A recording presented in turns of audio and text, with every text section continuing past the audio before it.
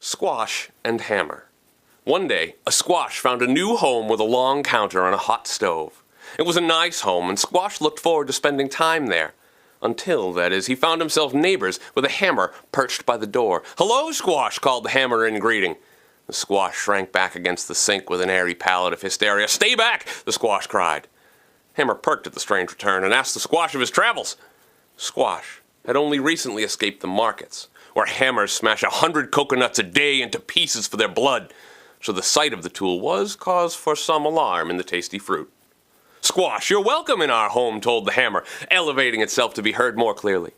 And when Stove opened, the way mischievous stoves so often do, Squash did not miss the opportunity to trip up Hammer into the heat, where its handle was burned and its head glowed red hot.